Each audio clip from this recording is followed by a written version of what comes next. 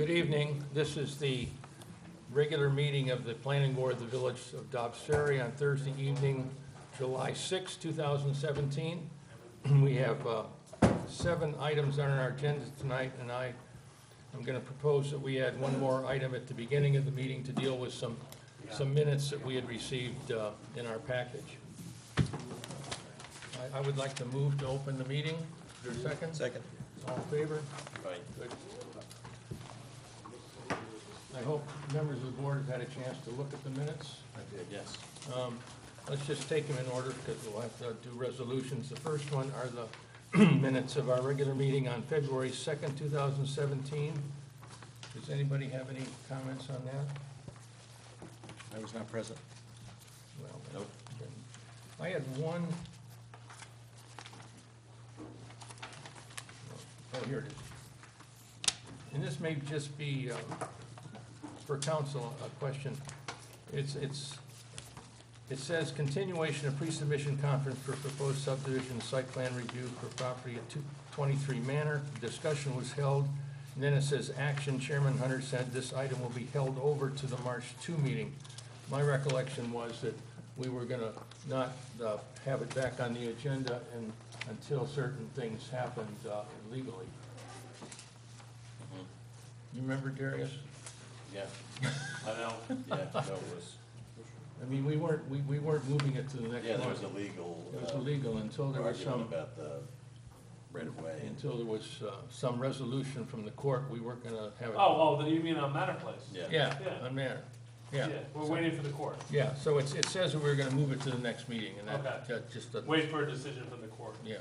Yeah, I do remember, I'm All sorry. right, all right. With that amendment, I would move that we approve the minutes of February 2nd, 2017. Is there a second? Second. All in favor? Thank you. The next one are minutes of February 2nd, 2017. I've looked at those and I have no changes or corrections. Anybody else? Me neither. Okay. I would move that we adopt the minutes of March 2nd, 2017. Second? Second. All in favor? Thank you. And the final one, April 6th, 2017. I also did not have any suggestions or corrections. Anybody else? Nope. Second? I'll make a motion, we adopt them. Is there a second? Second. Thank you. All in favor? Thank you very much. And we, as usual, thank our village clerk for her steadfast and consistent good work in doing the minutes for us and doing things for most everybody else in the village. Appreciate Liz's help. The second item on our agenda is 187 Judson, public hearing for site plan approval for proposed second floor addition alterations and first floor new rear porch and powder room. I think 75 Main was the first thing on there. Oh, you're right. I went to 2. I'm sorry. I'm sorry. I thought I was looking at 1 and then I went to 2. 75 Main, referral from the Board of Trustees for amended site plan approval for proposed new ramp, new garage door size and location, and additional details for bench area opposite Our Lady of Pompeii. Sorry. Art Black, applicant. So, my agenda here is to, first I want to say that, it's all about good information, and this is something that was circulated to me. That's back from you. This is something that was circulated to me because actually first, I'm here for 3 issues for site plan amendment that I presented in front of the Board of Trustees. And one is a ramp, one is the garage on Chestnut, and the other is a bench across from the church. So it's all about good information. So this is a drawing that was circulated by email that's showing a ramp and showing in such bad taste, creating a ramp with an existing sidewalk and existing building that I don't know what it's doing, but it's obviously creating bad press for me. So I want to go to show you what we have got approved on from the HRB and moving forward with as it relates to the building. These are the actual windows.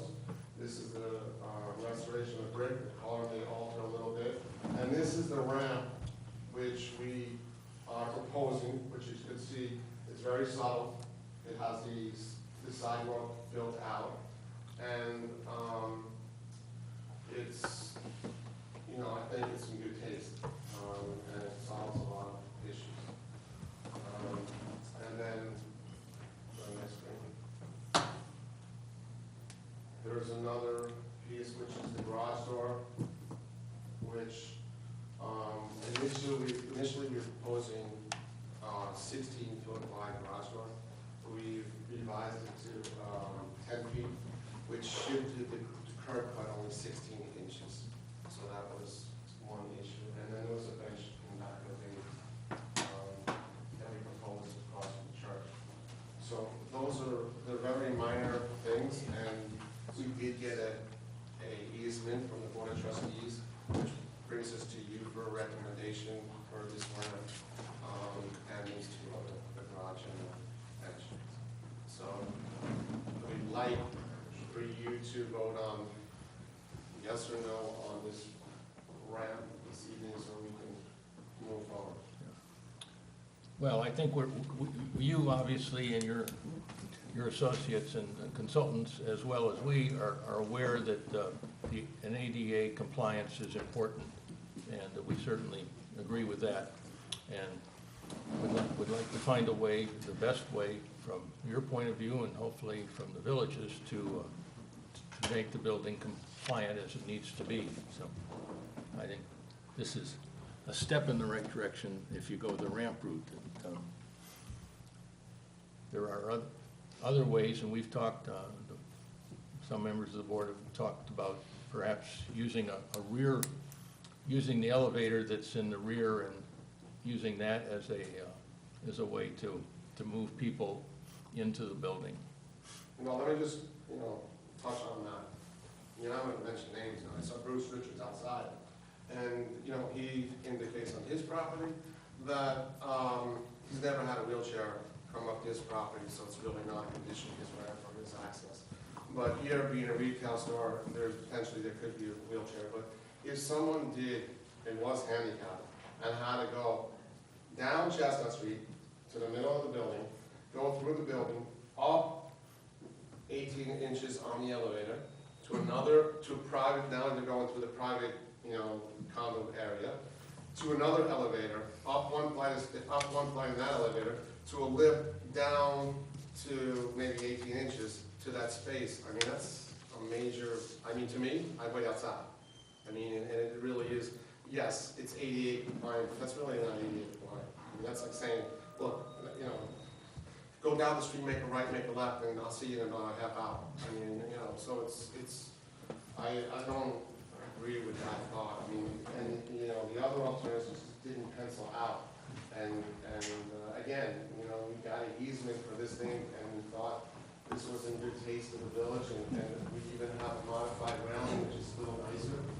And you can see it doesn't go off that high, and I think it's in good taste myself. And, it does solve the problem. Other board members? Yeah, so I object to the ramp. I think the sidewalk is narrow, even with the easement of expanding the sidewalk. I feel it's encroaching on, a heavily used sidewalk in the middle of town. I think there is an internal solution. We have this letter here, I just glanced through it, from Gotham Design, about that there is the expectation of up to 20% of the investment be made to make the building accessible. So I think that's obviously being considered strictly for this retail area as opposed to your entire project. So No, that 20, I believe that's just on that space. That's just. exactly, you're calculating based on that space. I'm Well, calculating that's based on your entire space is investment. minimal. All I'm doing is create a box. You can't say only this area, we're investing 20%. It has to be the entire project. Your investment of this whole property, these two lots, or this one big lot, is I'm not obviously sure. can absorb this thing.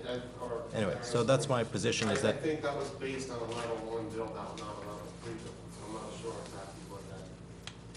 so I feel like this would be a permanent encroachment in a part of the village that is unnecessary.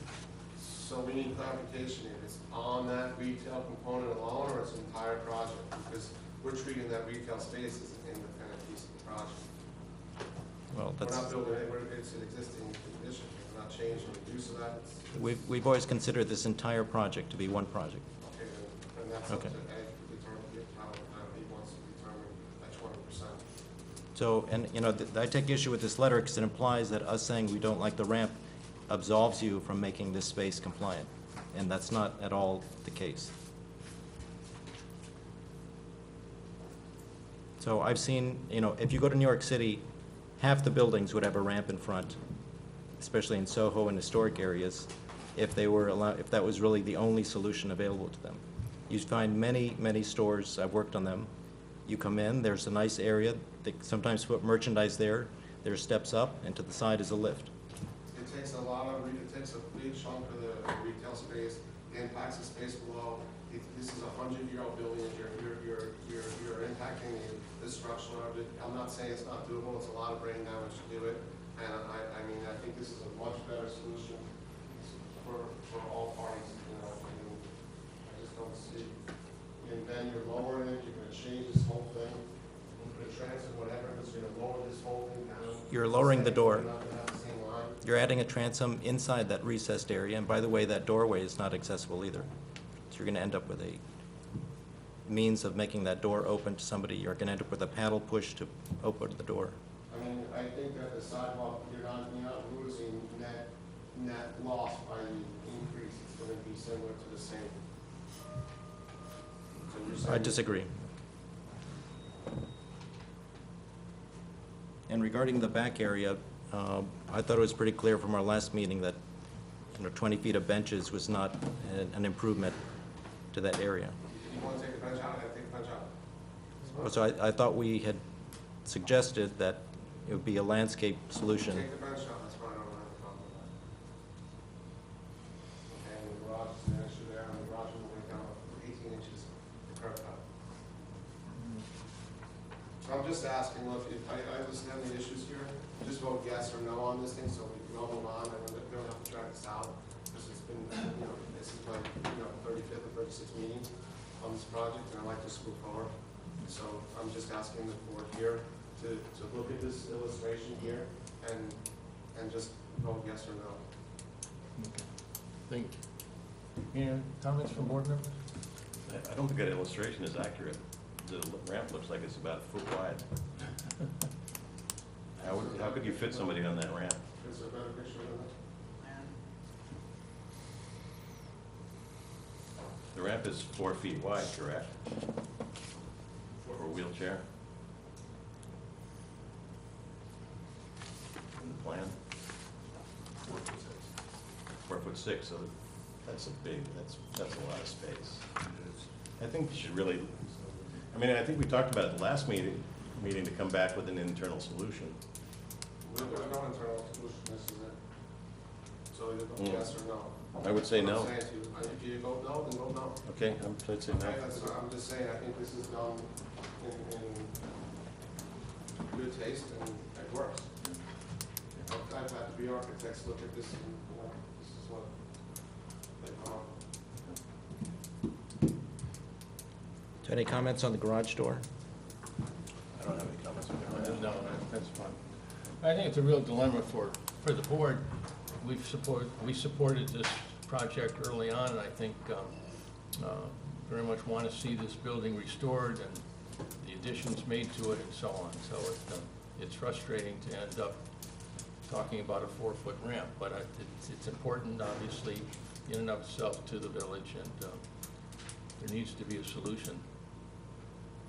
So, Just to be clear, Chairman, there's 3 things you're requesting. One of them you may be removing is the back bench along Palisades, slightly moving of the garage doors and the ramp. There'll all be recommendations from this board to the Board of Trustees. Okay. So are you going to remove the back bench? Remove the back bench, no Okay, so problem. there's 2 issues for you to consider, the ramp and the movement of the garage door. I'm not aware of any issue with the door. I don't have an issue. No, me either. In removing the bench, I'm assuming it's a landscaping of some sort would be put in place of it. Is that, I don't know whether there's language in previous approvals subject to our consulting landscape person, but Yeah. that would, Before we look at from the Board of Trustees, we'll take a look at the old resolution and make sure yeah, that okay. they have to Well, put some landscape. So I would suggest a raised planting bed there. I mean, I don't think that a super wide sidewalk there is great, and I think, you know, if it was a raised planter, you could, you know, plant some small trees that would help shield the brick and the appearance from the church. Okay, I don't have a problem with that. Lucille will take a look at it. Well, are we ready to vote on the, Is it a public hearing or anything, or? Dwight, do you want to propose a motion? Just one clarification. yeah, The ramp is not, is the AHRB opined about the ramp? We're actually we're in front of them next week. yeah, it's not, They've not a completed public- a review of the it's not a facade. You don't want to take Yes, the facade has been completed, aside from the ramp. Informally, they okayed the ramp, but we're going in front of them next week. All right, so the public hearing that would be held in front of the Board of Trustees. that's correct. So the consensus of the planning board on the three items is that the ramp should be removed and the ADA access provided internal to the building, that the bench be replaced with a raised planter, and the plant types of plants and the treatment of that raised planter would be for the final review of Lucille, our landscape architect, and that there's no problem with the shrinking of the garage door and its slight relocation. I would move that. Huh? Yeah, second. Second. All in favor? Aye. No, we just acted. If it, if it gets to the Board of Trustees, they will hold a public hearing. There's comments on the windows and stuff, but I think that's the architecture board. Yeah, we don't do windows.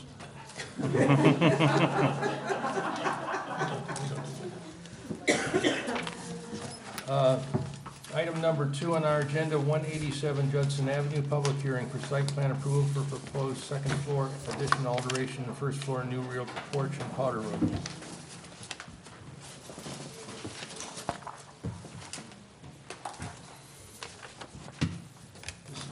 This is a big yes.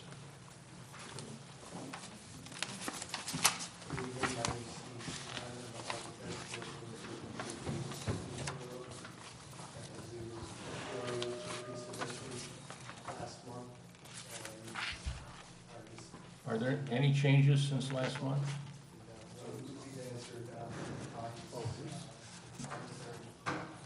Is that microphone on?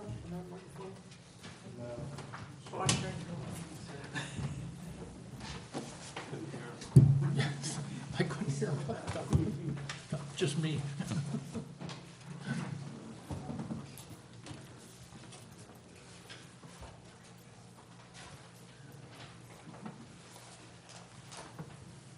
Once more, the feeling. Go wild. So what we're proposing to do is a second story addition in order to get a fifth bedroom for a growing family. And what we're also proposing to do is a rear porch and ground floor powder room. And we exceeded the 500 square feet, which is the reading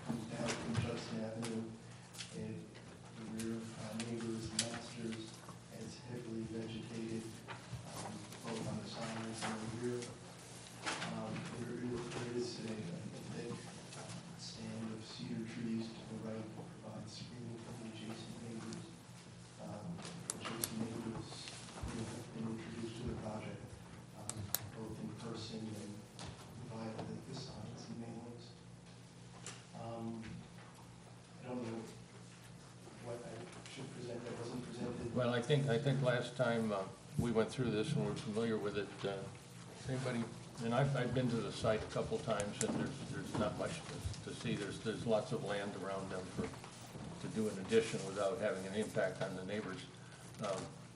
Any board members, if this is a public hearing, if there's anybody that would like to speak on this, this would be the appropriate time to do that.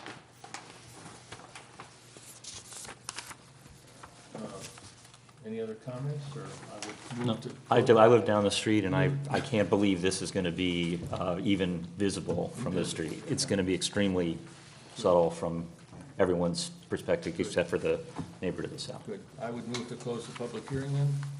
Second. Second, all in favor? Aye. Unless there are other comments, I would propose motion. Excuse me.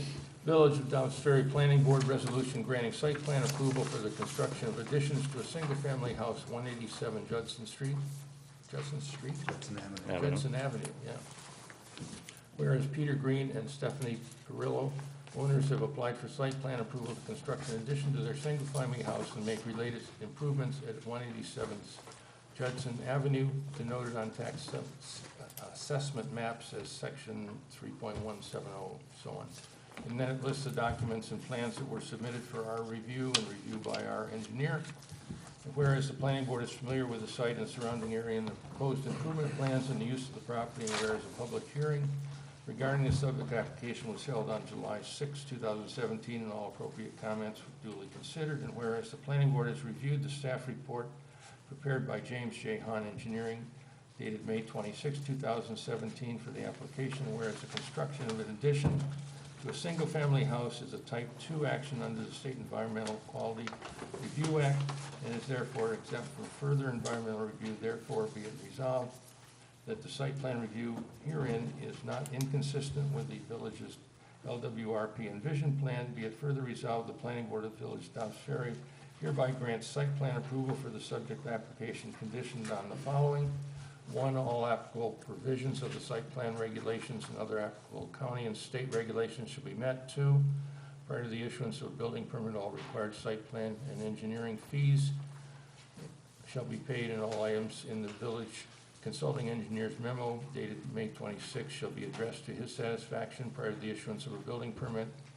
For the subject application, the site plan, landscape plan should be finalized to the satisfaction of the village's consulting planner.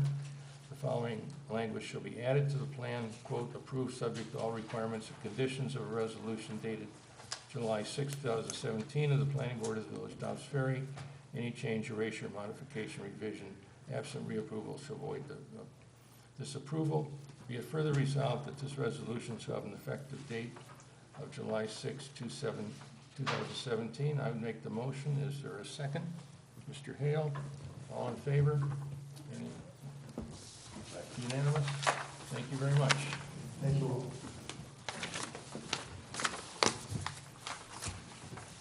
The next item on our agenda is also a public hearing, and I would move to open the public hearing. Is there a second? Second. All in favor? Aye. Thank you.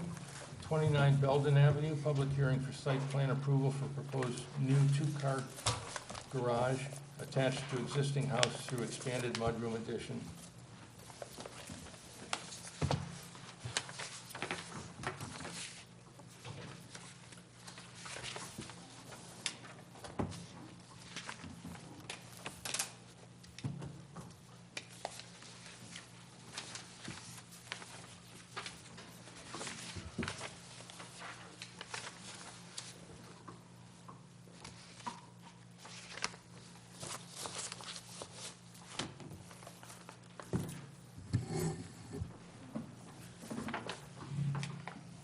Good evening, my name is Andrea Waco. I'm here from Old Chief Architects representing the Murphys for 29 Belden. And we're seeking approval for the two-car garage addition with the connection to the mudroom at the rear of the property in the new location so that we can have the one be connected to the house, which makes it more practical in terms of everyday use and also eliminates an awkward condition in the one corner of the site that becomes a little bit of a no man's land based on the way the site is laid out currently, and also creates a structure that's more in keeping with the architecture of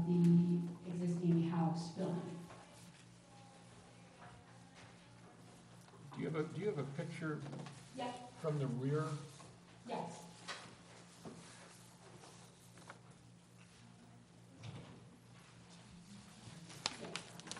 There you go.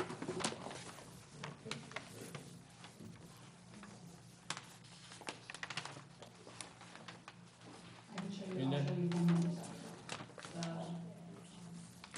Closer on the top.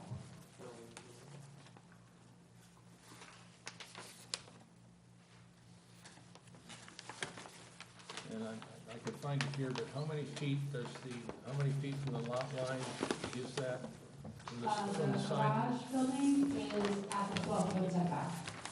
I'm sorry? Let me go to this one.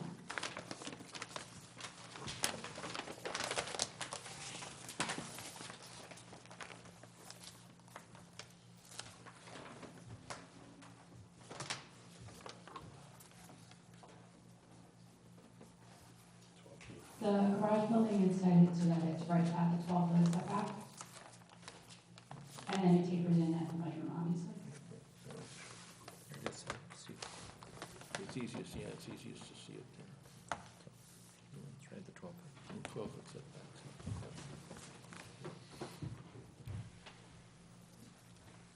Well, clearly, the rehabilitation of this house is a major improvement for both this house and for the Belden Avenue community, so I'm delighted to see, and this, to me, this addition seems architecturally and otherwise appropriate to the house, both in the style and in the location of it, so, and I think it's great. Thank you. Anybody else have comments on this? Like it. Good. The public hearing, is there anyone that wishes to be heard? Yes, ma'am. Absolutely. Do I go first? No. Could you take out your, stick so I can put in mine? Oh, sure.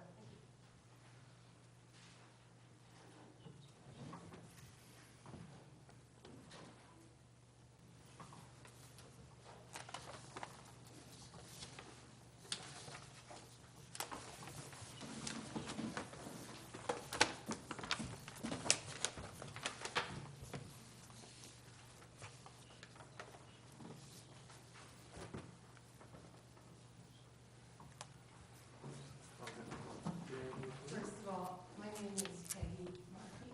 Please, yeah, in the mic, I'm please. so sorry. Yeah, thank you. Can you hear me now? Yes. Well, we need it to be, so we're recording you too. I understand, I'm For just not much posterity. of a public speaker. Okay, my name is Peggy Markey, and I live at 37 Belden Avenue, which is right next door to Mr. Winiarski's property. And I would just like to make a statement. Okay. May I say, I agree with the chairman completely that renovating this old house is a wonderful project, and here's what I have to say. In the past, I was an enthusiastic supporter of the Winiarski's renovation of 29 Belden. Since the renovation started in early 2016, I have not complained once in the past 18 months about the noise, sometimes deafening, the numerous dumpsters, the dirt, the truck, the saw exhaust, the stone dust, and the general ugliness of 29 Belden's yard abutting my property during the construction. I had no objection to the change of plans several months ago regarding the windows. I did not participate in getting a 3-month stop work order on the property. As far as I can see, this was an interest of those who care about the historic district. I did not participate, and I don't care about the district. I thought the windows were fine, and I was sorry that Mr. Winiarski was delayed. Though I have been greatly inconvenienced many times since 2016, I have never objected because I believed that the end result would be a great benefit both for me and for the neighborhood in general. However, all this changed in May 2017 when I saw the plans for the 33-foot extension to 29 Belden. I absolutely and vehemently object to the current proposal, and this is why. First of all, there are overall planning issues for the block. This map is from the Westchester GIS, in case any of you recognize it, and I put the house numbers on to make it a little easier to discuss. Okay? Now, the point about this map is that the proposed placement of the garage is completely out of keeping with how all the other garages on the block are, bounded by Broadway, Sherman, Walker, and Belden, are placed. All the other garages on North Lane are situated 4 to 5 feet from the edge of North Lane. None of the garages are attached. And I would point out that the Winiarskis own new garages at 10 and 16 Sherman on North Lane are not attached. And they abut North Lane. In other words, even the Winiarskis followed the general way that garages are sited on North Lane, on their other two properties. They preserved the placement and character of all the other garages. And there's another new garage, I should say. The brown squares represent the new garages. This map was from 2013, so, you know, those garages aren't on there. There's also a new garage at 51. That is also sited similarly to all the other garages. Okay? Now, the next one.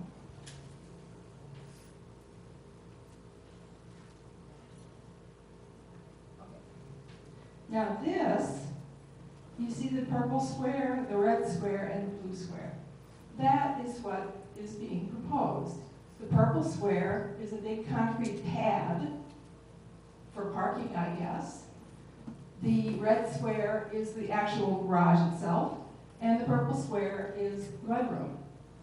You can see that nothing else in this whole square is like that. And while I would agree that when you look at the house front on, the extension doesn't look too bad, it's very bad for the rest of us in this area, and particularly bad for me. I think you can see that the total length of the new building will be 90 feet, and all of my western property line will be obstructed by this building.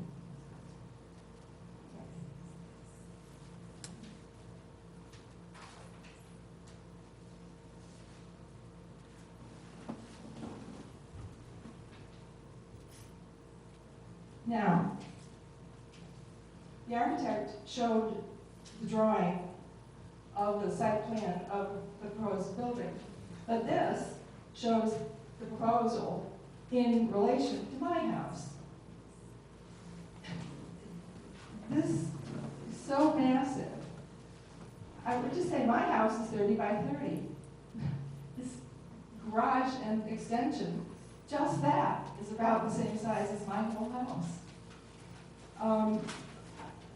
It's massive. Okay. I think it's clear what the various parts are, but I will read them. Okay. The green represents 29 Belden before renovation. The magenta is what was added in the first phase. And by the way, I thought those additions were great. I had no problem with them. And the orange is what they're now proposing. And if you look at my house, I have a pre-existing garage that's up there in green, and then there's my house. In my opinion, the new mudroom, storage area, and garage add far too much mass to the existing house.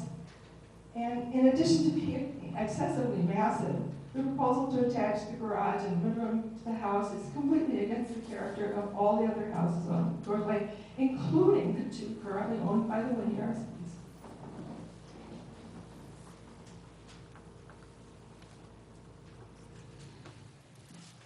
I think this drawing, which of course I got from the plans provided by the architect, more accurately, this is what I would look at. And I think this more accurately represents the massiveness of the proposal. As I said, the existing is currently in green, and the new mudroom is the hashed part in orange. But what concerns me the most, frankly, is the two-story orange garage, which is 20 feet high and only 12 feet from my own property line. And then, as I say, at the back, there's a 25-foot concrete pad extending to the end. So, as I said, this whole structure is 90 feet long. It's big. The other houses on Belden are just not that big. Okay.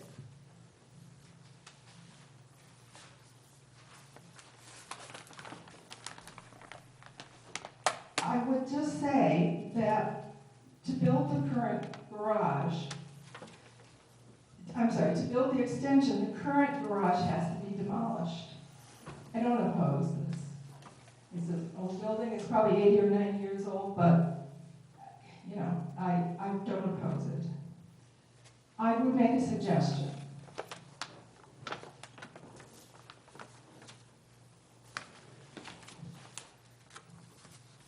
What 29 Belden had originally was a barn. They had a barn, in fact, it appears that the barn was still around in the 40s. Certainly some structure was sited in this north corner. I'm asking that the garage and the mudroom be moved back to a similar location to what it probably was in the past, and to a location that corresponds with the way garages are placed all along North Lane. And I would further say that if a variance is required to do this, I enthusiastically support it. And I would only add also that I have to smile when the architect says that adding the extension as she proposes that eliminates an awkward corner. Perhaps when you consider the current existing garage. But surely this opens up the garden much more beautifully than what they proposed. If you go back and look at that.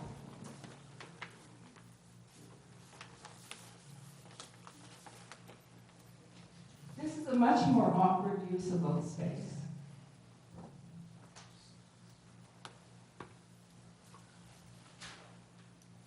So,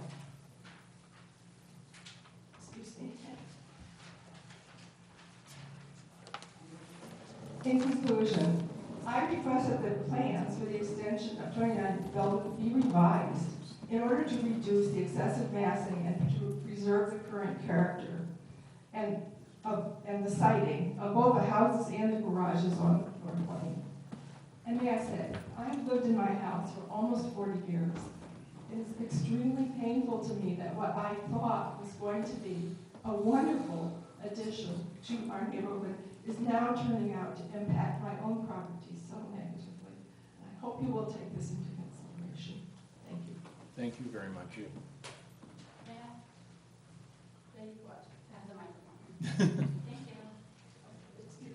Yep.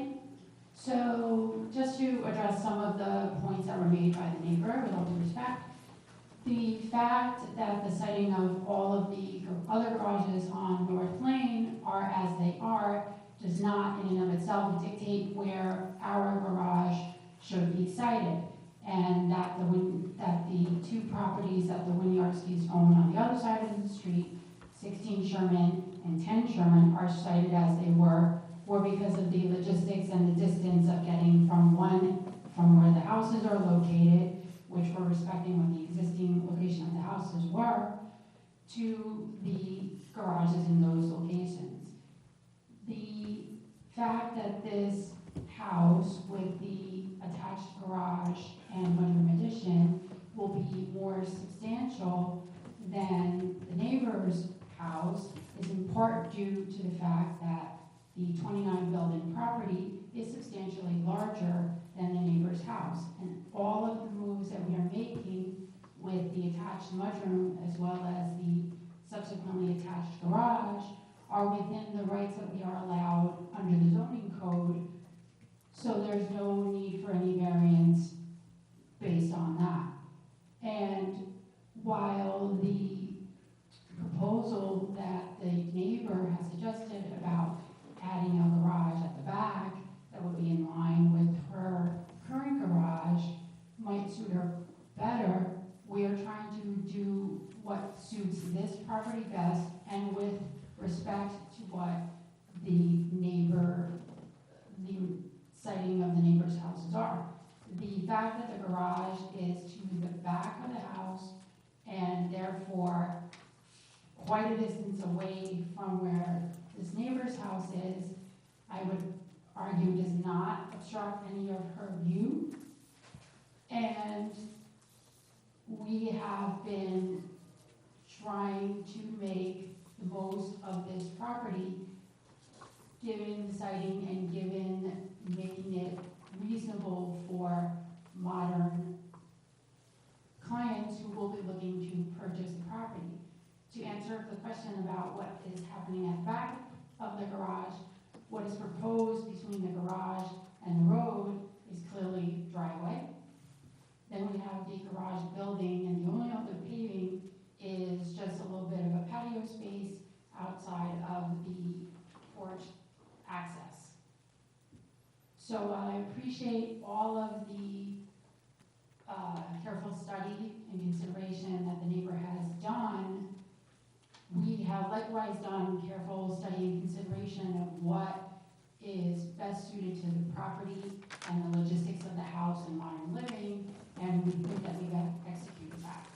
And further, we've already presented to the ARB, which had no objections to the aesthetic of the property, or excuse me, the additions that were proposed, or the scale of anything that was proposed, which again is within the limits of what the zoning code allows, and so we're seeking approval. Thank you. Anyone else wish to be heard on this?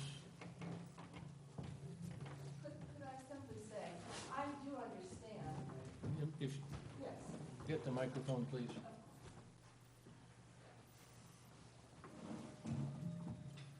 I do understand that the proposal conforms to the zoning. And I do understand that the property is a large one. And also, I mean, the existing house is a large one. I've lived next to it for 40 years, believe me, I know. And it's fine. My concern and my grief, is I guess the best word to say, is that to me, not only is this awkward, but it does impact me, and I really don't understand how people can sit there and say that when it's totally built from here to here, that this does not obstruct my view. Stand here, what do I see? I see the garage. Without this, I see a beautiful yard. It's a big difference. And by the way, in my house, you can see just like this, and I'm going to be looking at that garage. I don't know. Understand. It's, as I say, it's really, it's been such a shock to me to go from a supporter of this project to someone who is now so negatively impacted. Thank you again. Oh, and may I say, the Architectural Review Board, and I was there and I presented, they said, we don't have to approve the best design, we just have to approve what we think is okay. And they thought it was okay, but not the best. And they actually thought my design had some merit. Thank you. Does anyone else wish to be heard on this application? Any other comments from the planning board? Yeah, I want to thank Mrs. Markey for that diligence that that was a very good presentation. And I think it is an excellent design to put the garage in line with the other garages on the alleyway. Unfortunately, the zoning laws have changed so that you have to connect you can't have accessory buildings anymore. You're forced to connect an accessory building, right? Since they built No? two accessory buildings, Oh. I couldn't The garage. understand that. And that was only when No, you that's- housing that's in not there. true. Yeah. Oh, okay. You can have a detached garage. Oh, okay. And the setbacks change for a detached. An Okay. accessory structure only has to be 5 feet from the rear and side property. Oh, gotcha, okay. And even with the But you second can story? do either. Oh, okay, So once you attach it, it has to go back to the setbacks of the main building, gotcha, okay. so, which this is. It complies. Mhm. The AHRB liked this and approved it. Mhm. So, just to be clear, the, They said they didn't have to. I didn't hear that. so just to be clear, so we're on the same page, if the, without the mudroom, if there was not attached, then that garage It would element still could, be legal where it is, and it but could it could move to the to within other 5 feet. proposing, the other location proposed, is that right? Correct. Right. As a And- garage. And how about the side yard? Does that remain 12 feet 5 feet. 5 feet? 5 feet from the side and rear. and the rear? No forward of the front of the house. Got it. All right, thank you. Well, the alignment of buildings is a consideration for many of our discussions. So why wouldn't that be a consideration here as well? Now, I don't, to me, the garage is seen really basically only from the alleyway. It's set way back in this lot, being a deep lot. And I think what the owner is, I think doing is, one is saving really and restoring a house in an area that's very sensitive to the village. And recognizing, in my mind, that in order to get people interested in a house, you have to conform to some more modern needs of a family these days. And having a mudroom and having connectivity to a garage makes a whole lot of sense. In terms of the height that was mentioned, what is the garage height? It doesn't give a overall height that I saw. Is it 20 feet? I will say that, yes, it is 20 feet. But not by necessity, strictly by massing design. I mean, By massing and design, right, because we were replicating the architecture of the main house, and in doing so, introducing a mansard roof at the garage level, which adds accessory space up above for storage and such. And what did the front section of the garage, I mean, obviously a 20 by 20 garage is the usable car area. And then you have stairs, I think it spills off the page here on these plans. Not somewhere else, but what is the interior? You have steps and so forth. I mean, there's another 10 feet of space on the yard side of the garage. Hold on.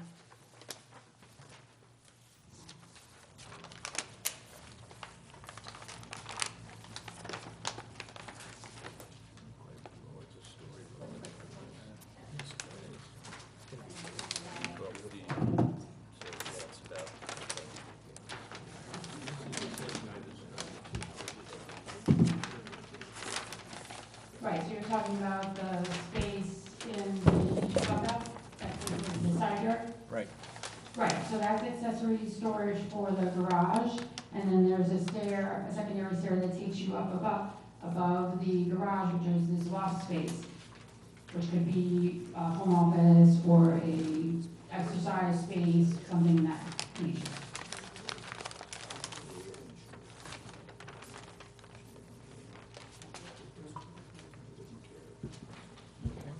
We moving on?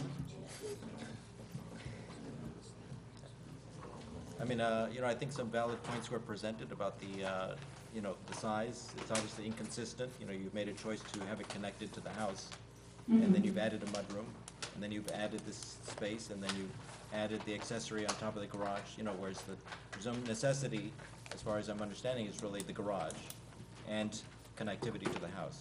Right, the garage and the connectivity to the house are necessary, but the massing of the garage in the way it is indicated is based on wanting the architecture, like I said, to tie in with the rest of the house. We could have done a garage that was attached that had a gable roof that would have been shallower and not have the accessory space up above, but that would have been out of keeping with the architecture of the rest of the building. Well, a garage doesn't necessarily have to mimic the house, and especially with the mansard roof, I don't think I've ever seen that. And also the mudroom, is a pretty opaque structure, whereas with all the space you're putting into the garage, that could be the storage and passage. So not to redesign it, but it does seem that in terms of the size of the garage, it's quite large, and the transparency, the mudroom, you know, if it were more transparent, I think would alleviate some of that opacity.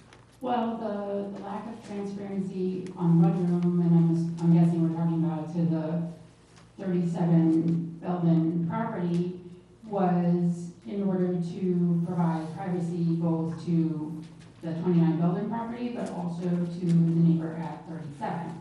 I don't know that they necessarily want to be looking at, you know, the comings and goings of whoever may be moving into the property. And the massing of the garage is well within the limits of what is required by sightline, and it's in keeping with the massing of the rest of the house and with the overall scale of the property, and was by design to tie in with the rest of the building and the aesthetic. All right. I mean, yes, we could have done, there are lots of different things that could happen. This is or that could have happened had someone else opted to purchase the property and do improvements.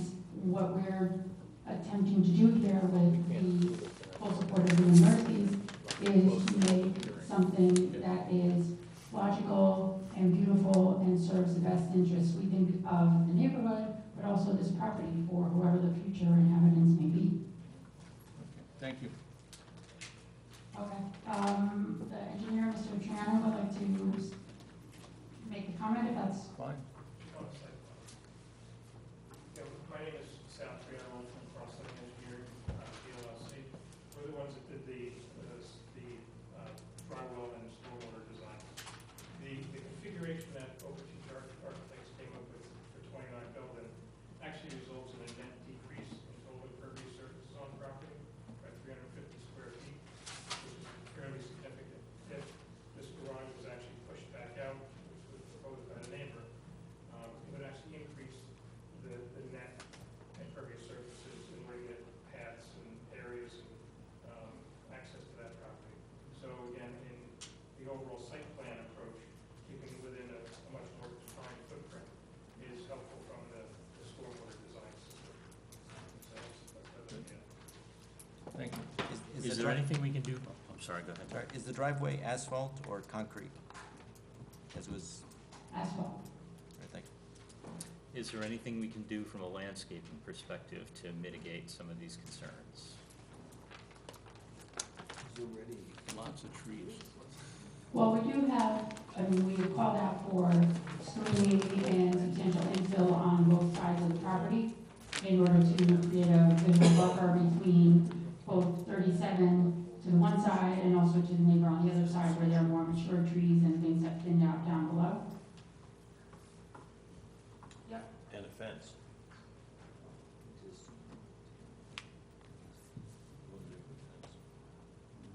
And the fence is what, 4 feet or something, or? It's a new.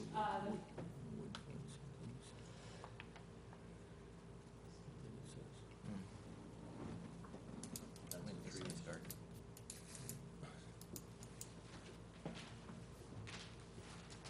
Have you looked at buffering the AC units from the neighbor's property? Yeah, we have, along the neighbor's property side, there is existing evergreen hedge that we believe is hollies, and we're going to fill with some additional hollies in there. And then we also have, a lower hedge of hollies that would be screening the basement areaway, as well as the fencing that will separate the rear of the property from the street. And then additionally, we have some taller spruces that are planned along the 37 Belden property line in order for the shared 29 and 37 property line to create visual privacy between the Bay Addition and also the neighboring property.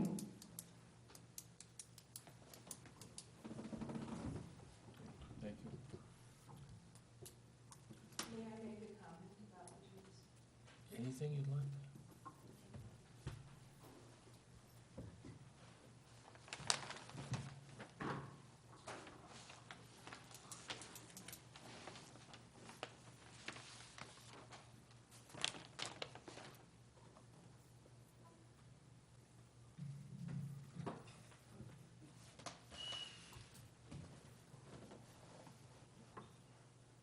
I think I would start with a question, and that is, what steps are taken to protect existing trees from the impact of demolition, construction, rubble, compaction of soil, and so on?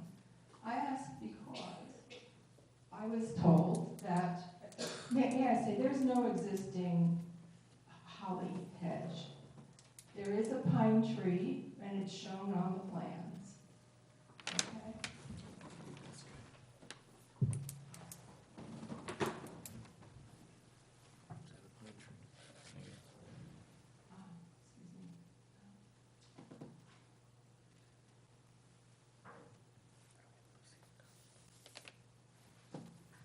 Here's the pine tree.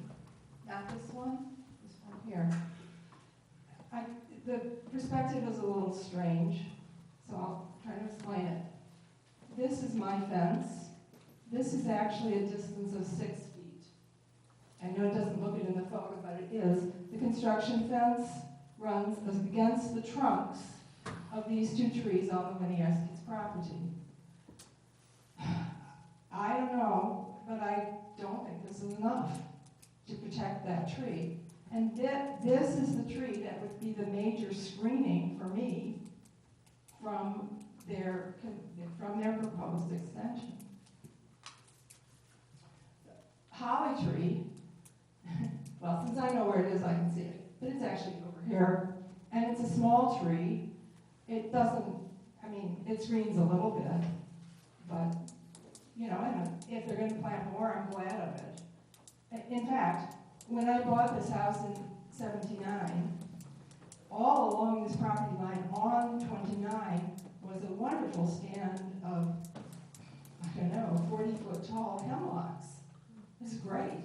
Well, then we got the horrible hemlock bug, whatever that was, and they all died. So, you know, there was no screening. So I would greatly love it if a dense, tall screen were put back by the Winiarskis. At least would hide what they're doing, which would help. So, yeah, that's what I want to say about pine tree. Well, I hope it'll make it. I mean, it's hard for me to know, frankly, just how much it's been damaged already. Okay. Thank you. Well, anyway, that's enough on that. Thank you. How tall are the existing hollies back by the garage? Do we know? They're not, they're, Well, I guess there's a question as to whether there are existing, oh, thank you. They're not as tall as my garage. My garage is 12 feet high. There's only one holly tree, and it's definitely less than that. It's between the pine and my garage.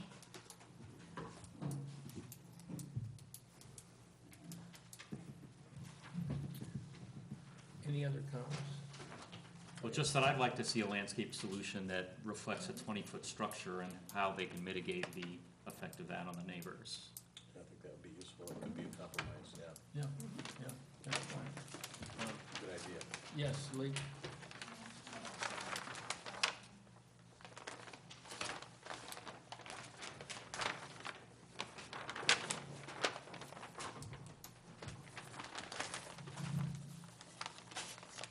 Good evening, Mr. Chairman and members of the board, Lee Constantine. I just have a comment question. I know you suggest on not only this project, but many projects to do screening, whether it's for the structure, whether it's for air conditioning, heating. That's fine and well, but what is done as far as a long-term basis, such as, I mean, trees die, trees fall down, people change their mind, they don't like them. Is there something in a resolution or a stipulation that makes it permanent or for X amount of years or decades? How do you resolve that?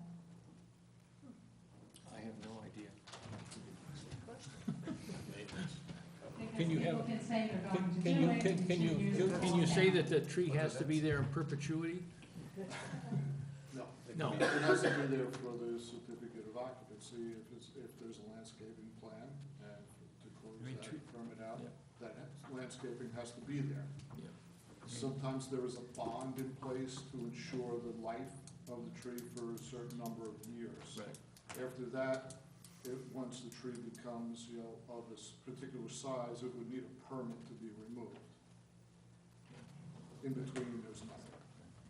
And so would you have the stipulations that it runs through transfer of ownership as well? No. Are there a lot of houses that are knocking down trees illegally that we're not aware of? No. You don't know. I mean, they can fall down you on can't their take a own. tree down without a permit. Right, but they can come down on their own too, No, for whatever that's reasons happening. they die or whatever. Right. So That's we why just the wanna know bond's how in you place. mitigate that. That's why the bond's in place, to ensure that the tree is, For a period of lasts time. for a few years. Replace if it dies. Sometimes it's a 2-year 2 to bond, 3 2 to years. 3 year bond, so if it dies in the 2 or 3 years, they need to replace it.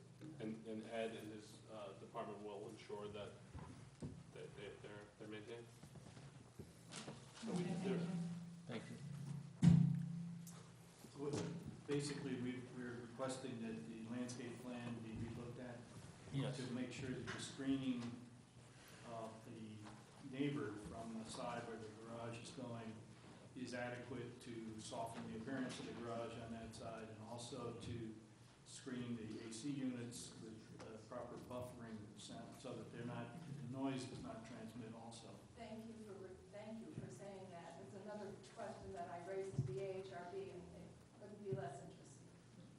And so we would, and then I didn't see any foundation planting plan for the front yard. Is that on a separate sheet, or is that being done differently? We For don't the have- main house, you've just been focused on the garage? No, we've been focused on the garage and side yard, and we were going to leave the front yard fairly open and clear at this time. But to speak to the screening, I mean, we are currently calling for a new 8-foot or plus minus 8-foot poly infill along the side here.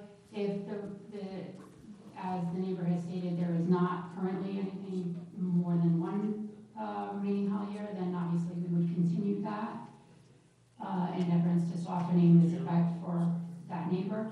And then, again, in here, we have 12 to 16-foot Norway spruces, which I think would generously soften that view of the house for the neighbor.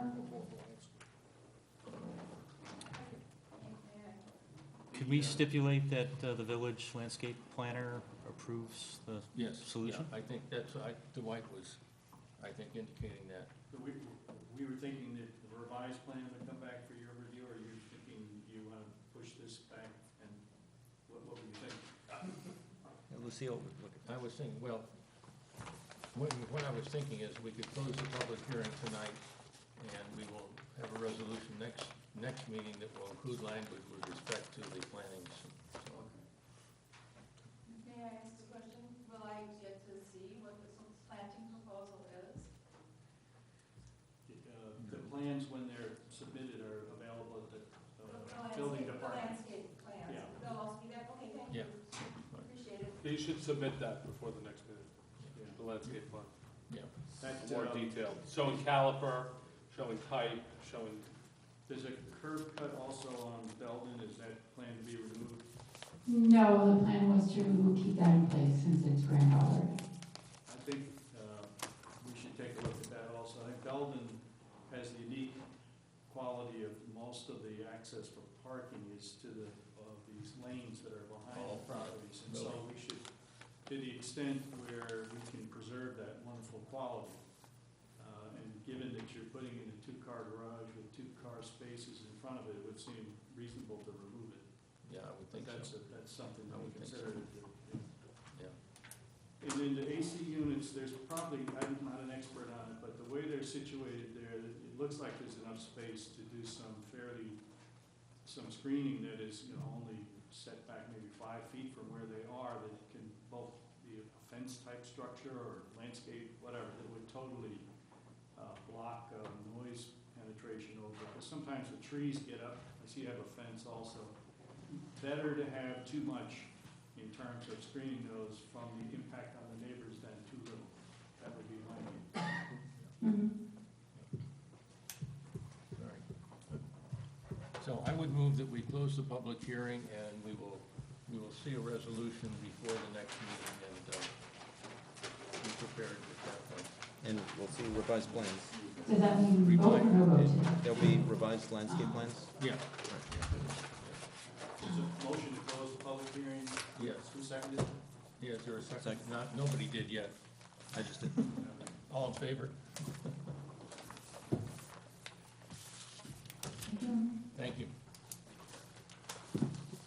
Item number 4 on the agenda, 364 Ashford Avenue, Allen Street parcel. Continuation of a pre-submission conference.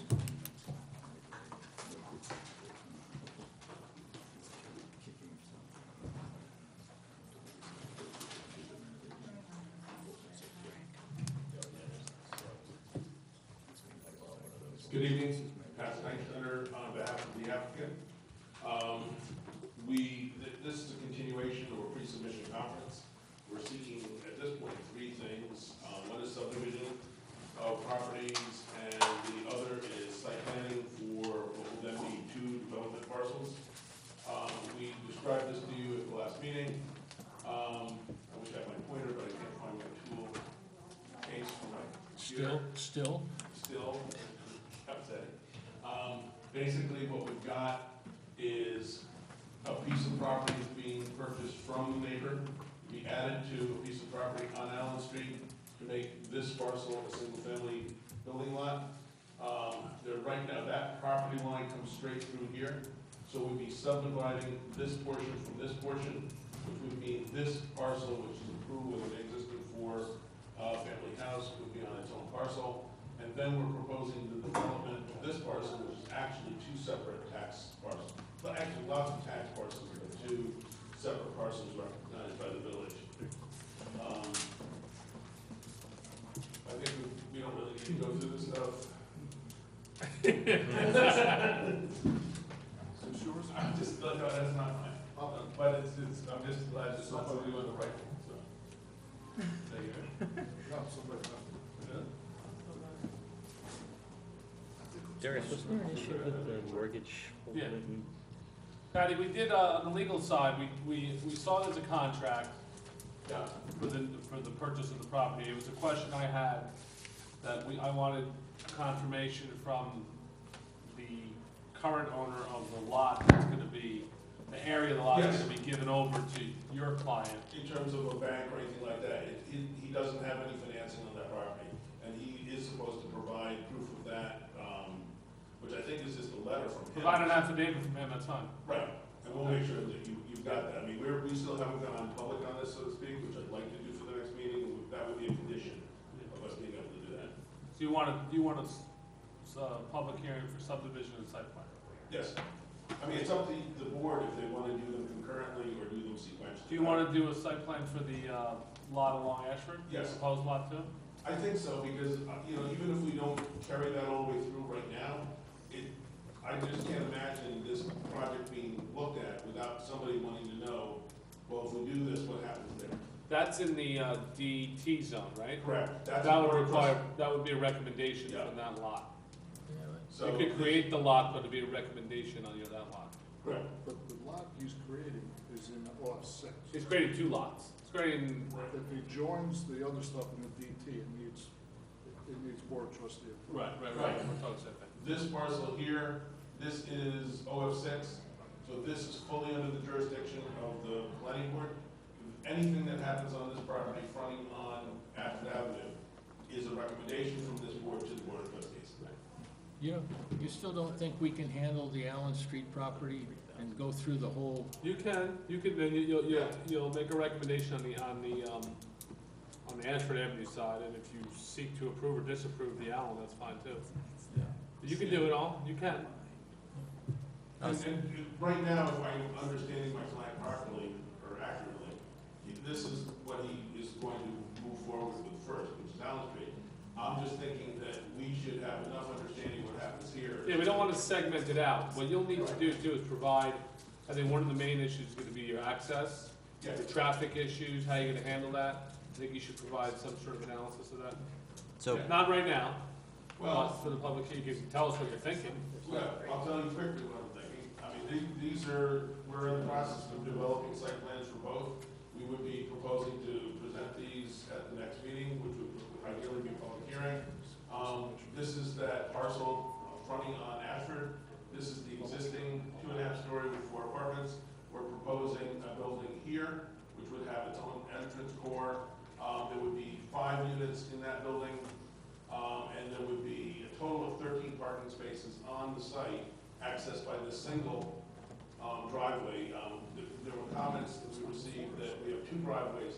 It's actually just on this property, and one of the complexities in this, which I'm sure Darius will want to make sure it gets handled properly, is 5 of these parking spaces, which are on this parcel, will be in an easement serving this building. So you'd have 4 units in here, which I think are all 1 bedroom. The requirement on that, if I'm using what I think is the correct parking calculation, which is that effectively an efficiency apartment has 1 car requirement, a 1 bedroom is 1.25. I know it's been interpreted differently in the past, that a 1 bedroom is 1, but we've done this on the basis that a 1 bedroom is 1.25. The 5 units proposed in the new building would all be 2 bedrooms, which are 1.5 cars per unit.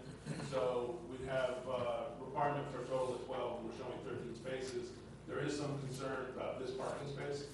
So one of the possibilities is that that one goes away, which that's really up to this board if they want to lose a parking space because it would be nicer, or if parking is so rare in this location, because you certainly have no parking in this area. You have some across the street, but not really practical. And I think it's probably stretched. I know Southfield is a problem. So we've got a site plan that we've moved forward with developing. We've got engineers who are currently working on it in terms of storm drainage and all that. We've looked at this, very schematic. This is not a design of a building. It's basically just showing that if we have parking level and then 1, 2.5 stories above that, basically we've got a 38.9-foot building to the midpoint roof from the grade plane. This being the entrance with the elevator and stairs. We have a section showing how that relates. This is Allen Street. This is Ashford Avenue. And then we've actually gone further with, that's it, they're all combined again. And here we've looked at 3 different approaches to the single-family house. This is the one that has a front garage coming straight off of Allen into the front of the house. This one, the sites keep sloping down. If you look at where our entrance is relative to the street, we're actually going down a bit from the street level. Similar to what the house on the left does, the house on the right is up above it. What we've tried to do with this is kind of the most compliant. I think by the time we're done, I think we're not clipping this roof with a sky exposure plane if you measure from the right place. Here we might have an issue with that one corner, but for the most part, this one works fine, although I don't think it's the best solution for the lot. We've looked at, that's the site plan for that one. There's some nice trees along here that we're trying to keep. There's an existing retaining wall back here that also we'll be keeping. This is another approach to it, which is where we're putting the garage under the house. So you'd have a driveway that came in alongside the house coming here, you put the 2 cars underneath. In this one, you're basically, in this design, you're fairly close to the neighbor's property line. You're compliant, but in terms of sky exposure, you're planning to be penetrating it.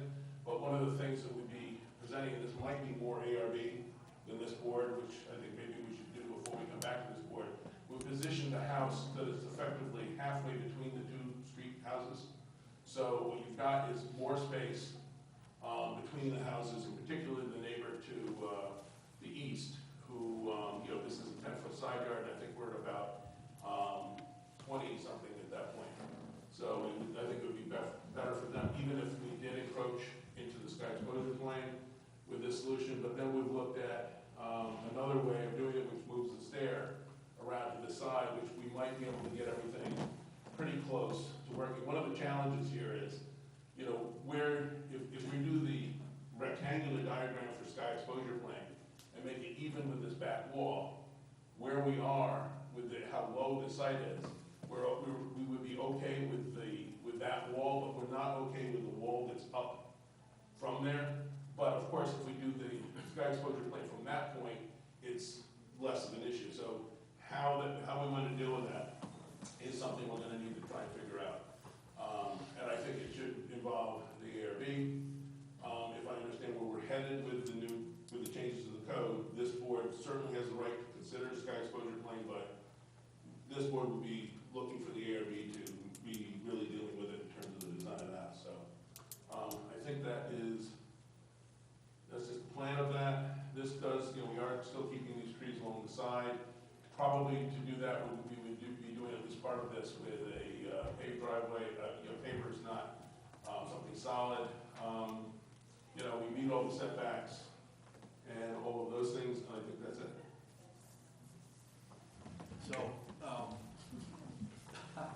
So that if, for next, what we are talking about possibly setting a public hearing regarding the subdivision and the merger of lots. And the subdivision to create the Allen Street parcel and the merger of the other lots to form one lot. And then you still have that lot that has the four-family house on it. And then the public hearing would be for site plan review of the Allen Street. And then a continuation pre-submission for the balance lots. Everything else, yeah. That sounds about right for what we're gonna do next. I think that's good. Okay. Patty, one of the things I know that I'm probably not the only one who's going to want to see is height and massing comparisons to the other buildings on Ashford. Yeah, I mean, this is a one-story dry cleaner. This building should be our key, basically, the existing building that's on the property. Well, there's some fairly large structures across the street as well. Right. But I know it's been described as an apartment building, and I guess as a 5-unit it is. We're specifically thinking it would be better if it captures the character of the existing four-family, and it seems more like a house structure than it is like a apartment building. So, but that's, of course, we have not yet been to the ARB, and they might have a different take on it. I don't know, do we need a referral to the ARB, or we're able to just go there just by asking? That's an Darius? There's no referral for the planning board, it comes to that. The ARB now, for here. You'll have to consider it, the board of trustees, for consideration of site plan in the DP zone, but it doesn't sound like you're doing that yet. We should be planning that we're doing that, and if we have to go to a board of trustees meeting to get that referred to this board, we should make sure that we don't, you know, that it doesn't turn out to be one of these things where there's confusion whether or not we've been referred. Every application in the 5 zones before the board of trustees needs to go to them first for referral. Every single one. I can't be any clearer than that. It's in the code, it's English, it's very easy. Neither can I agree 100%, but it doesn't mean I'm not confused sometimes by what I So, I think you're exactly right, and that's what we would want to do, because that's what's gonna keep us Right. without having confusion. Right. So at this point, we've submitted the site plan applications for both this project and this project. I think if we call for the public hearing on this one and the public hearing on the subdivision, we can then maybe have this one follow along, but we can continue doing that pre-submission. So that if there are changes in this or something like that, we can do what we need to do. That's fine with me. Can I say two things? So regarding the division between the brown and the blue, right there, so in separating that horizontal line there, you're not creating any illegal, the blue is currently one ownership? This is, all of this is one ownership. This is one parcel recognized by the Village of Dobbs Ferry. This is a second parcel recognized by the Village of Dobbs Ferry, and this is a third. So what we're doing is we're saying we're gonna combine these two. We're going to make a relationship between this one and that one. So unless, one of the things the planning board could do, with this issue of parking and all, the planning board can say our recommendations, and it would be a recommendation to Board of Trustees, is that we allow 2 structures on this and treat this as a multi-family housing complex, which is when you have more than one structure. This might be a cleaner way, which shares, at the point you don't have somebody 5 years from now saying you're not allowed to use your parking space. So that might be a best approach to this. That could be. So, maybe we can work with White on that, because I think he understands that much better than I do. So the idea of approaching that way, this becomes just that single-family lot, but I think what Javier is asking is, if we make a property line here, are we going to need a variance for that existing house? And I don't know the answer to that question. Well, also, are you making a non-conforming lot with the current house? There's no site requirements or setbacks or anything like that required for this. That's Well, there's a minimum lot size. not DG. Yeah, we're just, me and Ed were just talking about There that. is none. But you'll have to do a steep slopes analysis to decrease the size of the lot, There's no and then make Not sure here. that, There's no minimum. no, and make sure that your building proposed complies with that. I think it's, in the DT, it's 60% coverage. Right, well, that's covered, nothing, there's no steep slopes deduction in the downtown zones. 60% of the, No, there's a limit to site coverage, of the but net, not a deduction for steep slopes. of the net. That's OF, and that's what this drawing that was submitted. We'll discuss that. Sure. So that was the basis of meeting the 25 feet. This lot exists now would be 5,000 square feet. This is like 2 5,000 square foot parcels. But because of the steep slopes on this comes in at 4,400 or something. So the idea is adding this 25-foot piece makes it not have an issue with that. All right, so why don't you get the, the letter you need, the affidavit with respect to the indebtedness on that, Yeah. and then we'll call for a public hearing on that property, as it's gonna have to have a subdivision there too, as part of that. Right, well, we've applied for the subdivision. Okay. So you've got all those things, and one thing I'll take a look at, because we actually have more square footage here than is required now. One possibility is there is a retaining wall here, so what we might take a look at is if that retaining wall becomes the actual back, with that, we might make this, so, because I think there is a rear yard setback in DT. I know there isn't one in DB, but I think there might be in DT. So if there is, maybe we can just make that compliant, so it's not an issue. So 2 things that I'll just touch on, since we're not, even though we're not reviewing. One is that the parking that you're showing, you have one spot right nearest the street. If they're backing up, it's gonna make the car trying to enter the parking stop, and that car might have already made a left turn. It just seems like all that business. This one right here. Yeah, and if you don't have a spot where somebody to pull totally out of the street in Ashford, to me, it poses a big problem. Right, I mentioned that, I think that this is problematic. We do have one space that's extra, so the Yeah. idea of, You only have a half a space that's extra.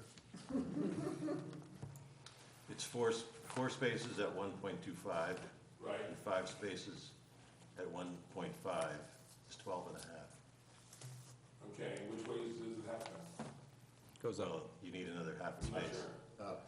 Up. You don't round it down. Well, no, we do, It does exist in our code. yeah. Oh, you round it down? Well, that's something I haven't seen. You didn't know there was so much you wanted to change. I wanted to have a car. But I think there are other ways. We have small cars. Well, you could change the, obviously, the occupancy, but the other Yes. thing, just to mention, so I have an issue with putting a house-type thing for 5 units, 10 units, on top of a parking platform and trying to make it look like a house. I think this is a really pivotal. Where are we 10 units? Sorry, 5 two-family units, right? Right. So, No, 5 2-bedroom units. 2-bedroom, I'm sorry. So 5 two-bedroom units. My sense is that this is gonna be a sizable structure. It's a very key, this is very much of a gateway to our town, right? So it's a little bit bigger than the house that's there. I just think a residential, trying to make this look like a house is a mistake, I think. Okay, I mean, that's good feedback. I mean, that was the direction that we, not the last time, but a while back when this was talked about, when the design of this was done by others and it was a very commercial looking building, the comment that they got at that time was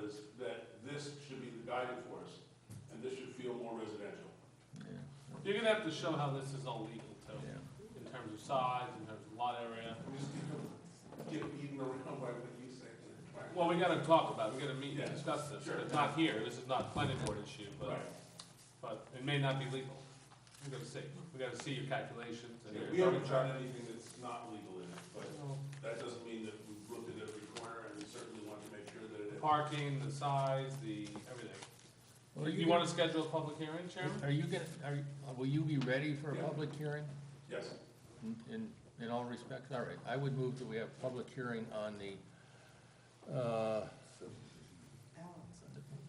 On the Well- subdivision? well, it's also on the house, you want it on the The subdivision and also site plan on the house on on Allen. the house on, Correct. Okay. the house on Allen, whatever number it is, I don't think it has a number. It doesn't yet. All right, on the Allen Street property. Yeah. Okay. Second? Second. In favor? I wonder how he put his hand up first on it. How did I need to try to dance a little bit? Happy again. And then, Steve second. Who seconded that? Steve, you? No, Javi. Javier did. Javier. Javier seconded. Take the blame. yeah, and we need to be clear on separating the thing, and so that we can Yeah. look at it as a package and not say that that's gonna come later. I mean, that should come with this. Agreed. It's just a matter of when you want it to be formal, and we'll do it whenever you want. I mean, No, we'll do I all think, three. I think we should, wait, yeah, let's, We're gonna continue pre-submission Yeah. conference on the other right. parcel. Right, this is September, right? Do you have an August meeting or no? Yeah. I would guess, Yeah. we got a lot of stuff carried. I won't Yeah, be it's up to you. available. Do you have a date? I mean, just sort of thinking out loud. Do you have What's the first Thursday? it August 3rd or 4th? I mean, I know on here, Yeah, I can do it. I am away, not that I'm critical, but the first week. oh, you are, but, Yeah. August 3rd.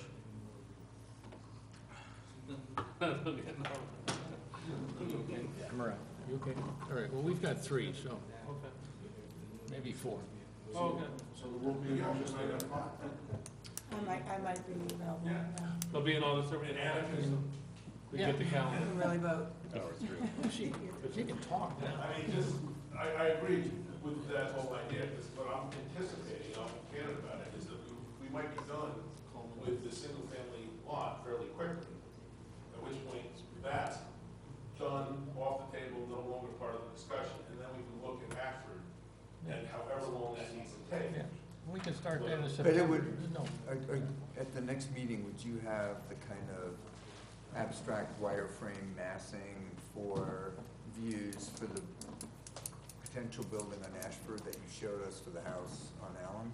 I could do that, though, I think Javier's suggestion is an interesting one, and I want to go to the architectural review board at their 27th meeting, I want to see what their feeling is on whether, is this a house-like structure, because most of the. with the But it's exception- very hard, without having the same kind of views from Ashford, the elevation from Ashford, we that's can- an impossible thing Yeah. to talk about.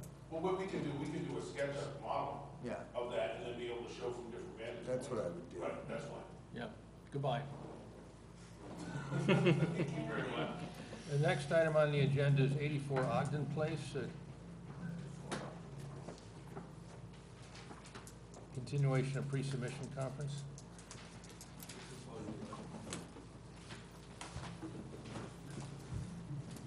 Good evening, gentlemen. My name is Ahmed Palastara, and I'm the owner of 84 Ogden Place.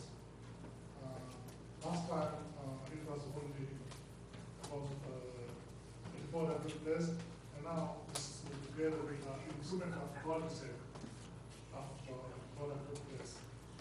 So I don't know the legal status. I think probably best advice is to go in and visit with Mr. Manley Yeah. and determine, He did. He And did. I sent him here. okay, So his permit is long expired. right, He has not finished his house, has not finished the requirements of the public right-of-way improvement that were part of the site plan approval. So he needs to start, according to our code, he needs to start over. So he needs a new site plan approval from you before I can give him a new building permit. Okay. So you have to, he has to submit the same plan he did the first time, back to you. Of the house or The house and the site plan. Yeah, but I submitted this, You submitted it a while ago, you're gonna have to get a copy, foil a copy from Pat, and make copies of it to submit to this board. And then you're gonna have to set another public hearing, and put whatever stipulations you think are warranted on this approval. You did not finish the first time. The bond that's in place, a surety bond, has been brought down considerably from what it originally was. There is not enough left to cover the right-of-way that's left. So you may want to require more. Yeah. And there's gotta be some sort of guarantee that this house is gonna get finished this time. Yeah. So you need to submit a formal application for site plan approval. Once that is submitted in required number, then this board can set a public hearing. So the application from Pat and the required number of plans, and then we come back here next month and continue this process. Okay. Do you know of any non-compliance that now exists with the current codes? Oh, it's really property maintenance. Well, we didn't have the sky exposure plan before when we looked at this, but the frame, the structure is in place. So I wouldn't go there. It's not a objectionable building, it's not done. The frame is up, there's nothing complete inside, the outside needs to be complete, the whole property needs to be completed after that. The big, major issue is, well, two major issues, that the neighbors have looked at a house in construction for over 4 years now, and that the right-of-way, the cul-de-sac is in disrepair and not completed. And it's, at times, been a danger to the neighborhood. But the siting of the house is not, doesn't require variances No. at this time? Great, okay, thank you. You know, it's there. Well, It's there. yeah. So, if you get in what the requirements are, we will see you next month. oh, thank you. Good. I'll see you in Rochester. So we'll call. Dwight, pre-submission on 84. The next item on our agenda is 55 Livingston Avenue, a pre-submission conference for site plan review for proposed complete renovation of multifamily residence to convert to two-family residence additions and grading. Mr. Kane.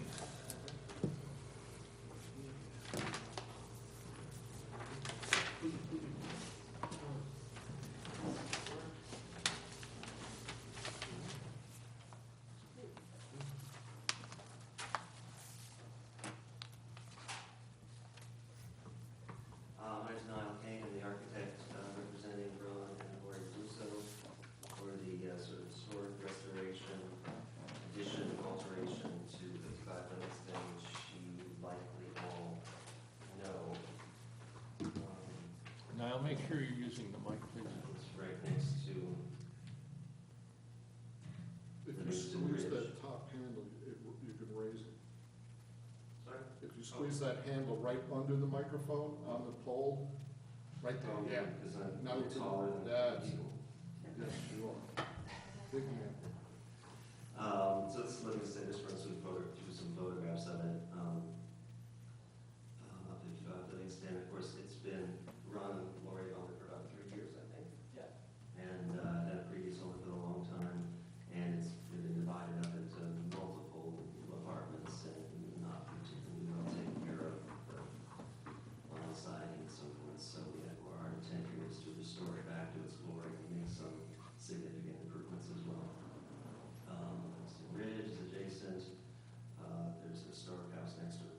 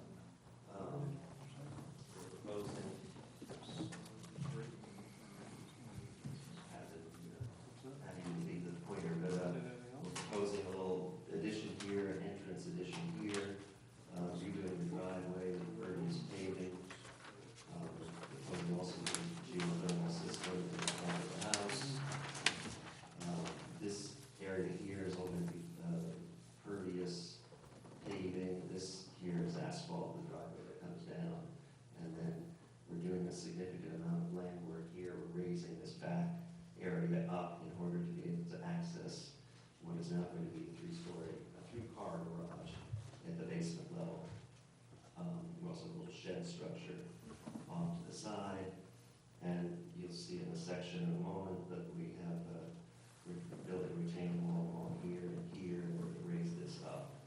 And we're changing the pitch of this driveway coming down to an acceptable pitch. There's a driveway here now that's really quite steep and really unusable as it is now. We're also gonna do some terracing here on the side of the house and put in a new stair that will allow you to circumnavigate the house, which is not the case currently. There's also some extensive lighting and planting as part of the project as well. The village plans, not too exciting. I just show the existing, really, not to show, but it is an extensive alteration of the existing house. As you can see, we're changing the bottom floor to a 3-car garage. There will be an apartment in the house. The house is single-family home, primary residence for Ron and Lori, and they'll have one unit that can be used as an apartment on a lower level. We're also expanding, opening up the back quite extensively with French doors, French casement windows, and balcony structures for obvious reasons, because there's a gorgeous river view. And this is the front of the house restored with the new addition vestibule in the front. The rest of it is largely we're using, we're doing all the windows and new siding and new trim and so forth, but we're keeping a lot of the original architecture, the vestiges that still exist, those sort of nice window patterns and so forth. We're recreating with the new windows. We are adding some elements that are never in the original structure too, like the round windows, those windows at the top of the house. And then restoring the chimneys, putting chimney pots on the top. And you can see the balconies all along the back. This is the back elevation. This is the side elevation. And again, all the balconies are additions. And in fact, this part of the structure here is technically an addition because it was an enclosed porch, which was never properly filed. And you can see the terracing here. This shows the terracing. And there's a thing that you have the copies there. There's a line that shows the existing grade. So there's some fill that's happening here along with the retaining wall structures. Anything that you're doing or that exists that needs any kind of approval, special approvals or No waivers? variances or, no, we went to the ARB and we were approved at the ARB. And here you can see, this is sort of there's a dotted line here, again, not really appearing on this slide very well, but it shows the existing pitch of the driveway and the extent to which we're raising it in order to be able to manipulate around into the 3-car garage at the lower levels. Okay. And this is at the back, looking at the retaining wall and the fencing from the backyard in front of the retaining wall. This is the section of the house that just really illustrates again the additions that exist.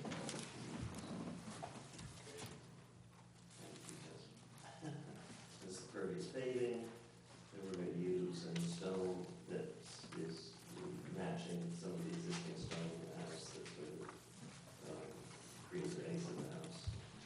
Could you walk us through real quick it's going to be a single-family residence with a rental unit, right? So how does the rental resident get in and out and so forth?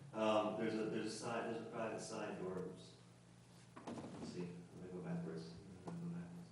Well, there's a side door just along the driveway that we're raising the pitch of. In fact, there's a side door there now, so it's good. And there's an apartment there now, so the access isn't changing at all. And they would have one parking space, or is the garage just for the?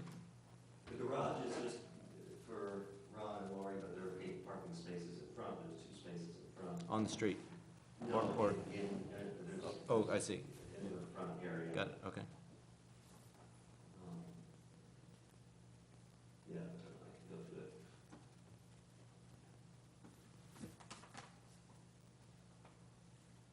Back to the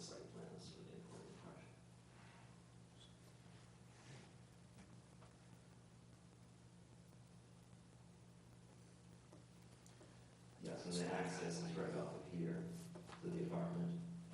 And then there are two spaces here. And in fact, the, space there you could use, but there's more than adequate parking. Ron and Lori have a big family, so there's lots of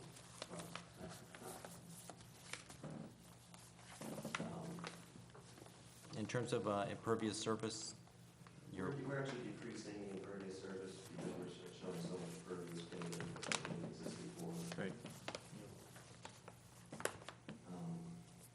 And there was a question you had. Did you, Paul, you were reviewing this site plan? There might be two. There were two, and that was my confusion, but it's not so relevant. All the times were straightforward. So the one comment you had is the landscape. And there's no need, I guess the question is, do we have to show, I generally would show planting in a very general way at this stage, because unless there's a specific need for screening as part of your approval, and we would typically show specific planting, or is that something, what did you said, Lance? Like you saw at the last application where somebody had a concern, so if there's a public hearing and somebody has a concern, it's in there for that. So it would be potentially, if someone had a concern, we show some nice planting or screening that would I would think so. deal with that issue, but which is not. The terraced sections are, they're not all paved, and they are planted. Yes, planting. I would show those, I would show plants are close. It's always nice to know. It's just, if it comes to that time, you go to the nursery, you see what's healthy, and that's nice. It's like a residential project, not so much a commercial institutional project, but we show, and you have some snow removal or staging plan? Well, I mean, much of the, all the snow coming down the driveway is fairly steep, and you have a plan of where that would go. Well, there is a ad alternate for a heated driveway for that. I can't promise you to do it just because of the cost, but, yeah, the snow would go down onto this paving, and there's a lot of actually areas where snow would pile up. I mean, they would have to manipulate around and, potentially pile snow up here and still be able to get enough. Does the, so George, does pervious paving count as complete, as impervious? It's calculated the same, is there? There's a percentage that you take for impervious as opposed to impervious, and there's calculations that we as board to run to that. That because it's not it's not completely the same as pervious. No, it's not completely. It's pervious surface. And what is the? I mean, by the way, it's beautiful. I'm curious about the one reaction I had to the site plan was just the amount of paving, pervious or otherwise, that's covering the site. And I guess I'm wondering, what is the purpose of or what is the need for the paved area in the front of the house? If it seems like there's an awful lot of the front yard, even if it's pervious pavement, that is paved. Yeah. As it is, you have like this big driveway and a huge part of the backyard is paved to get to the garage. I mean, the back, in order to get that three-car garage, I know you're talking about, you were asking about the front or the back, but the back really, we need that space to be able to manipulate into the garage and run, or if they're going to do this project at all, they want to be able to have a garage, so there's really no way around that. And of course, we're using a nice pervious paver for obvious reasons, for aesthetic purposes as well as environmental. The front, there is the need for partly 5 children, all sort of driving age. So there is a need for parking. There's on-street parking, isn't there? Is there on-street parking here? Yeah, I guess technically, there are spaces, there's spaces in the street. It could be 4-hour parking. There's restrictions on it. There's restrictions. There's restrictions on that. Well, there's meters. No, I was wrong. It's Monday to Friday, 9 AM to 12, no parking.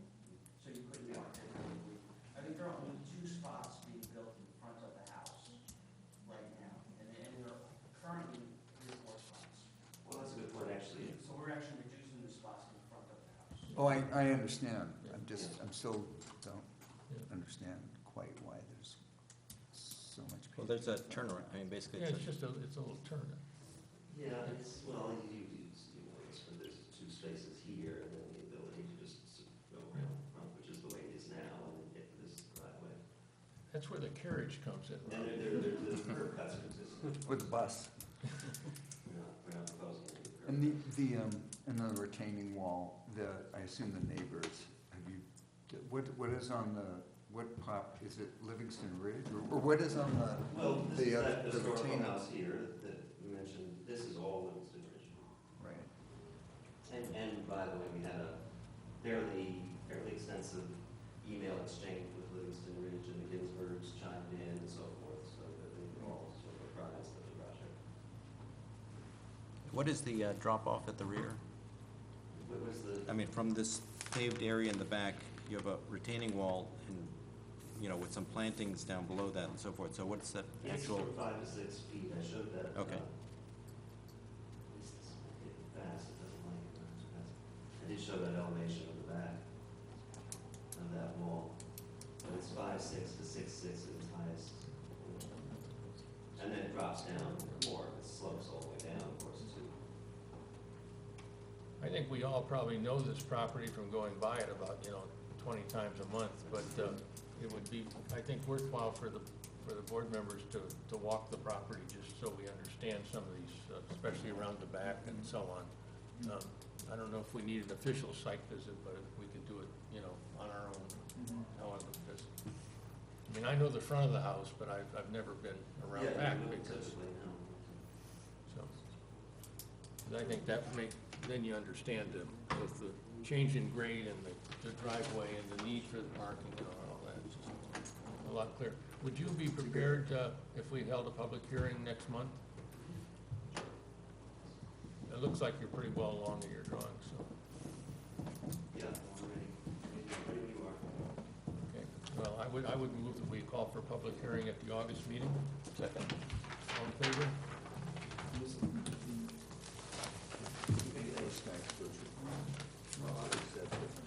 Five. It's the first Thursday month, so, I mean, you were discussing it before. As far as- August 3rd, public hearing. Yeah. As far as I know, it'll be at the regular time, first Thursday. If it isn't, we'll notify. Whenever you get the signage, you gotta get the signage too. Yeah. The property, with the hearing, escrow, all that stuff. Contact the building department. Yeah, I think we'll double check whatever. Yeah. Okay, thank you. Our last, seventh item. We have a It's gonna be few, a public- we have a few comments. Do you want to take note? Public hearing next month. Something quick? Happy? Okay.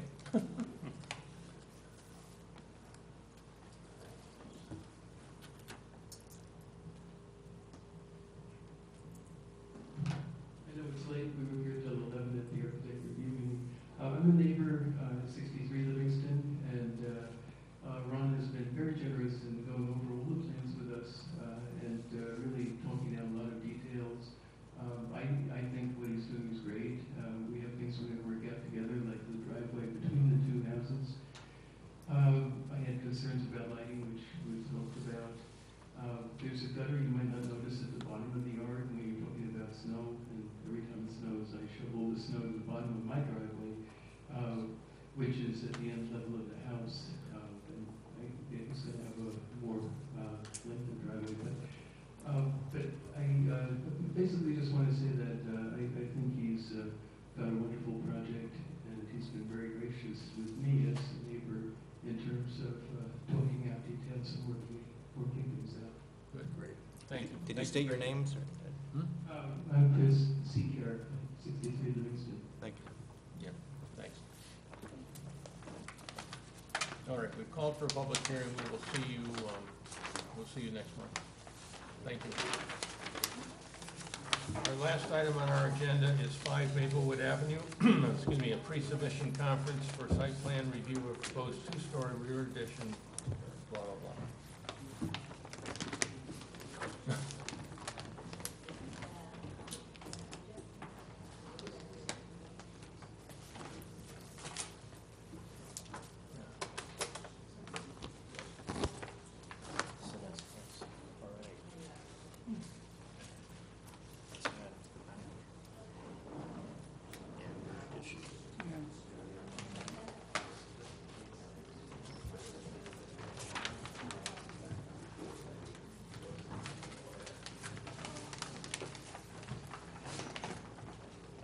Good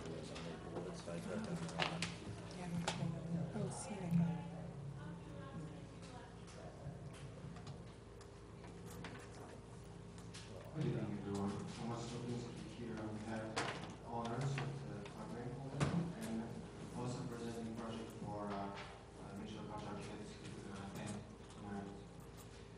So our project is located in the corner of Singing Drive and Maple Avenue in the R6 zone.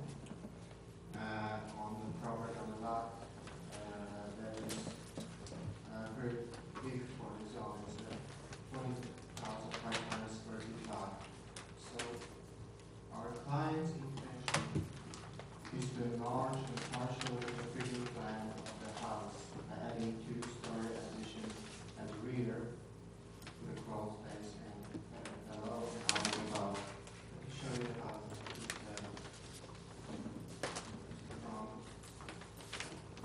Here's the west elevation. Here's the rear. We are making two good elevation in this location. This corner to this corner, right? And I'm gonna switch with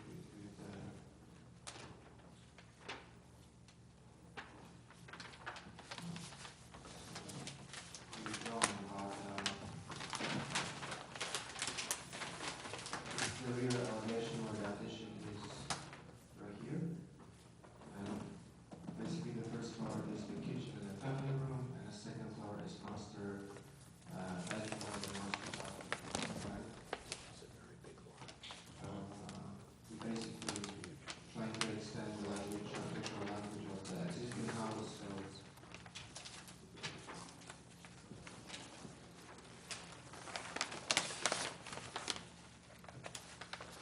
in order to achieve our site plan changes, obviously. The new footprint of the house,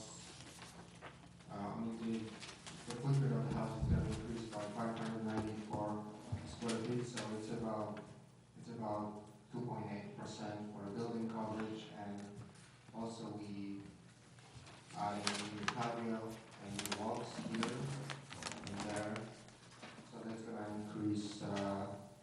Going to change our impervious coverage by 3.7%.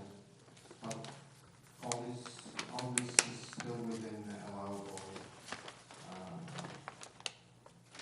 coverages. So also the proposed structure are within required yard setbacks of the zone. So the height of the building is below maximum required. So we see this project as fully conforming with the village zone. One more new component of the proposed site plan is a driveway that was designed by the civil engineer, and which is located 13 feet northwest of the proposed addition, which is this device.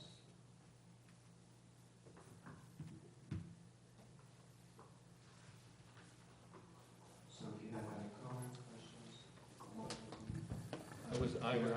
I was up looking at the site, and it is a very nice lot, a large lot, and the proposed addition is hidden in the back in some ways, and certainly far away from the neighbor to the bottom, as is to the east.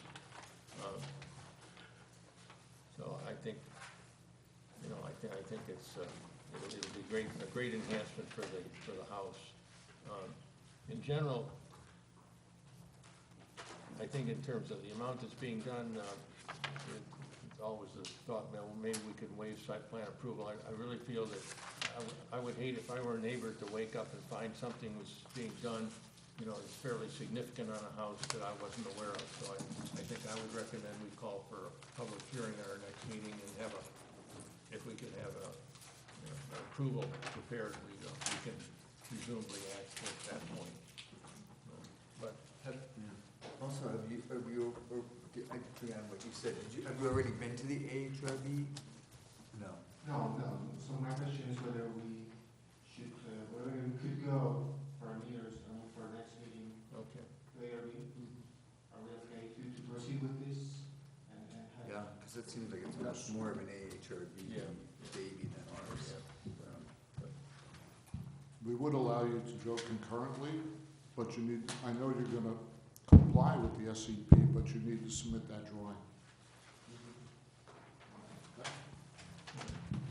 So, I don't know, did we vote on the public hearing next time? Yeah. Yeah. Okay. Well, let's do it. Second. Okay, all in favor, aye. All right. I move we adjourn, anybody? All right, thank you so much. Lee, did you want to say something, or? No, it's not public. Okay. You don't want to say anything. She doesn't get too many points for being last. We did adjourn.